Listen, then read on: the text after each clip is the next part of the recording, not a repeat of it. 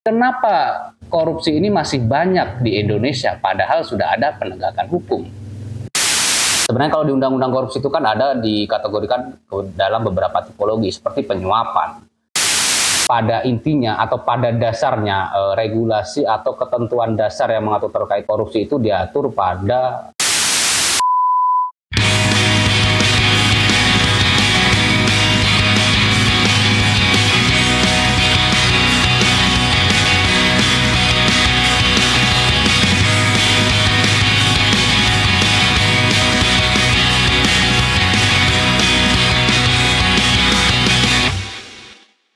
Oke, selamat pagi Sobat Adiaksa. Selamat datang di program kita Tanya Jawab Jaksa seputar acara yang akan membawa teman-teman semakin dekat dengan pengetahuan ilmu hukum, khususnya pada kejaksaan. Nah, pada kesempatan kali ini saya pengen membahas terkait korupsi. Kenapa sih korupsi masih banyak padahal sudah ada penegakan hukum? Nah, kira-kira seperti itu.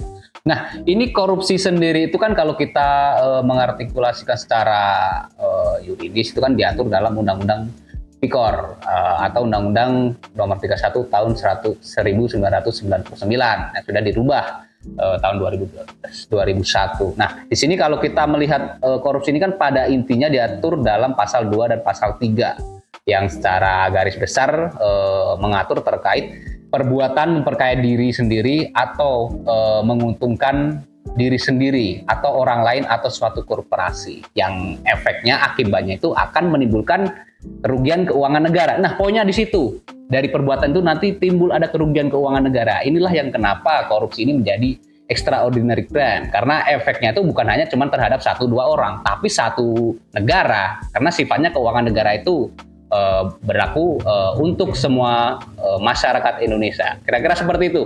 Nah, ini kenapa korupsi ini masih banyak di Indonesia padahal sudah ada penegakan hukum? Nah, ini sebenarnya kita perlu melihat dari segi sosiologis juga. Apakah penegakan hukum pada tindak pidana korupsi ini sudah sesuai koridor atau mungkin justru hukumannya ini sendiri kurang berat? Nah, ini kalau secara sosiologis kan kita berkaitan dengan kejahatan, itu kan kita bisa melihat dari 3 hal. Jadi kalau kita perlu melihat latar belakang ini, kalau saya lebih ke arah kalian dari pendekatan sosiologis. Ya, ini pertama secara kondisional.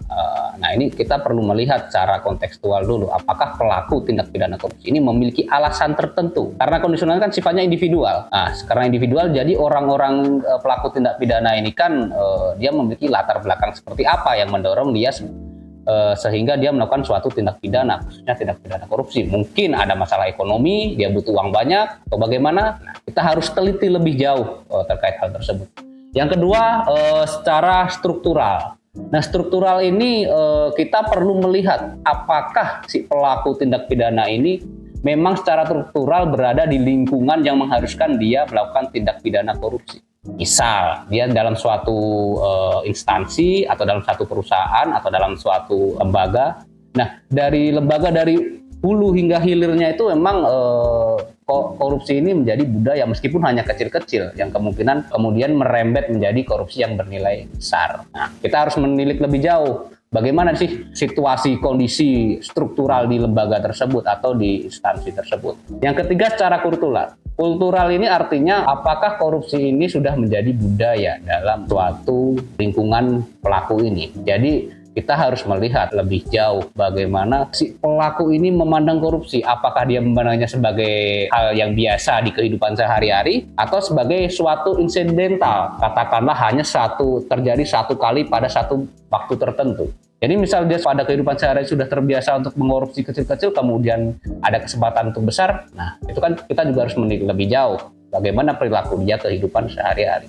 Sebenarnya kalau di Undang-Undang Korupsi itu kan ada dikategorikan dalam beberapa tipologi seperti penyuapan, pemerasan, pungli, dan juga ada hal-hal yang berkaitan dengan benturan kepentingan. Nah, itulah kenapa kita harus dapat membedakan terkait jenis-jenis korupsi yang seperti apa. Meskipun pada intinya atau pada dasarnya regulasi atau ketentuan dasar yang mengatur terkait korupsi itu diatur pada pasal 2 dan pasal 3 pada Undang-Undang Tipikor.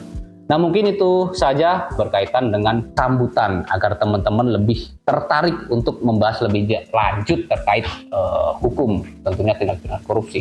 Mungkin sekian dulu dari saya. Jangan lupa apabila ada pertanyaan, ada hal-hal yang ditanyakan terkait seputar hukum ataupun khususnya pada kejaksaan, bisa di komen di bawah dan bisa juga mengirim via DM di Instagram atau akun sosial media kami. Nah, mungkin itu aja. Jangan lupa di like, di subscribe, dan di share ke teman-teman supaya teman-teman pada tahu terkait hal seperti ini. Mungkin itu saja, and see you.